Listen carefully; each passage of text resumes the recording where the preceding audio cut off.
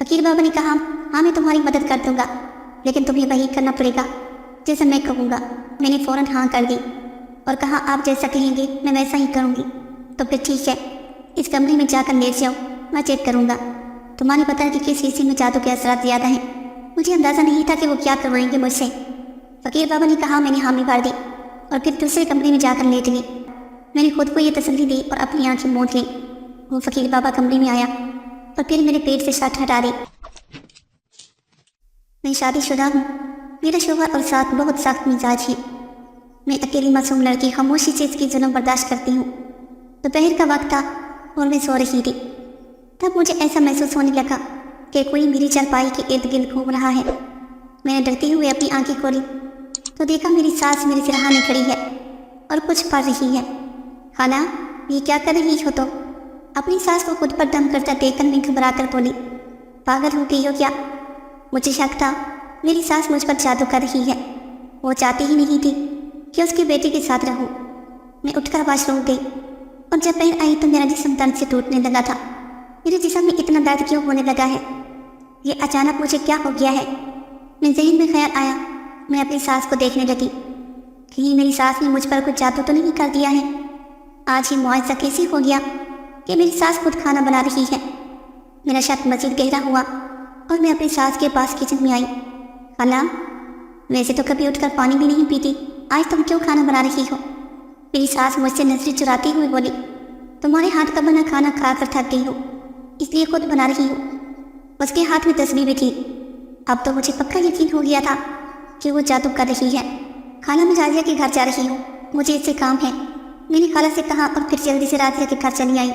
मैं जल्दी से उसके घर गई। मैंने अपनी परेशानी राजिया को बताई। राजिया, मुझे लग रहा है मेरी सास मुझ पर जादू कर रही है। जब से उसने मुझ पर दम किया है तब से मेरा जिस्म दर्द से टूट रहा है। राजिया मुझसे सरगोशी अंदाज में बोली, मैंने तुम्हें पहले ही कहा था कि ये तुम्हारी सास बहुत खतरनाक औरत है, इससे बचकर रहो, मगर तुमने कभी मेरी सुनी ही नहीं। अब भी वक्त है, जैसा मैं कह रही हूँ वैसा करो, फिर देखना सब ठीक हो जाएगा। अमजद भी तुम्हारे काबू में आ जाएगा और तुम्हारी सास की जुबान भी बंद हो जाएगी। वो काफ़ी माह से मुझे समझा रही थी कि मैं उसकी मर्ज़ी के मुताबिक चलूँ, लेकिन मैं खुद ही पीछे हट जाती। मगर अब मैंने सोच लिया था, कुछ भी हो जाए अपनी सास के हाथ में इस्तेमाल नहीं होंगी।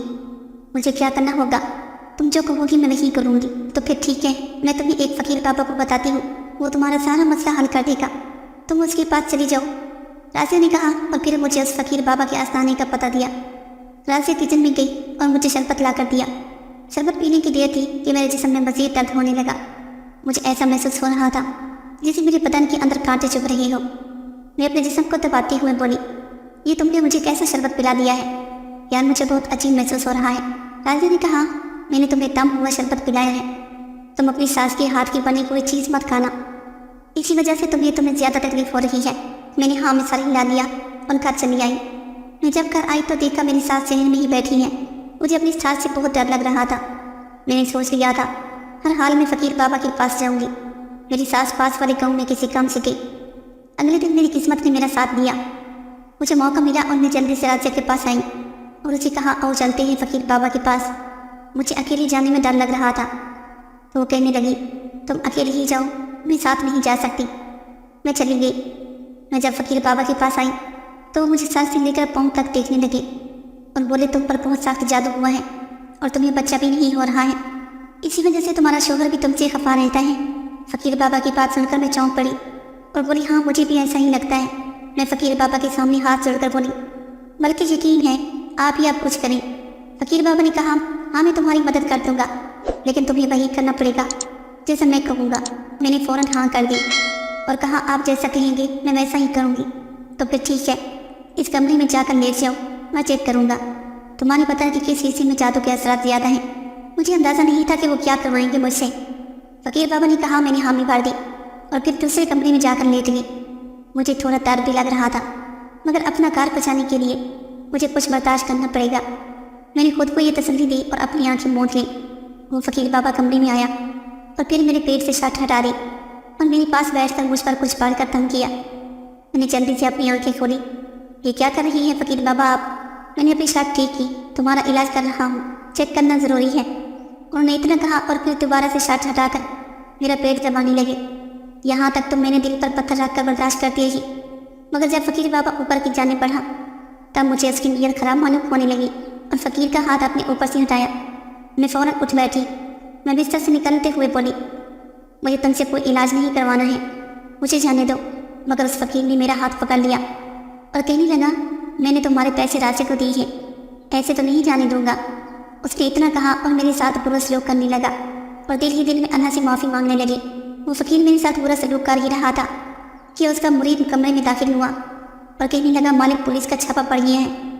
مگر اسی وقت پولیس وہاں آ گئی اور ان سب کو پکڑ لیا، ان کے ساتھ مجھے بھی لے جانے لگی۔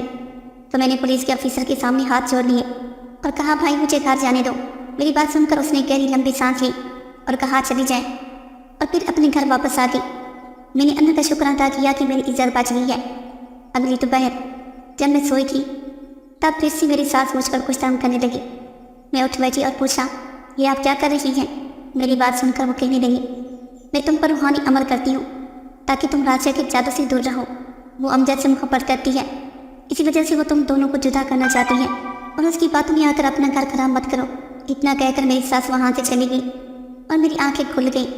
میں سمجھ گئی کہ امجد کیوں مجھ سے خفا ہوتا تھا، کیونکہ میں راضیہ کے کہنے پر ہر وہ کام کرتی تھی جس سے اس کو غصہ آتا تھا۔ میں وقت پر سنبھل گئی اور اپنی ساس سے اپنا علاج کروانے لگی۔ کچھ ہی ماہ میں سب ٹھیک ہو گیا اور میں ماں بن گئی۔ اب ہم ایک ساتھ خوش ہیں۔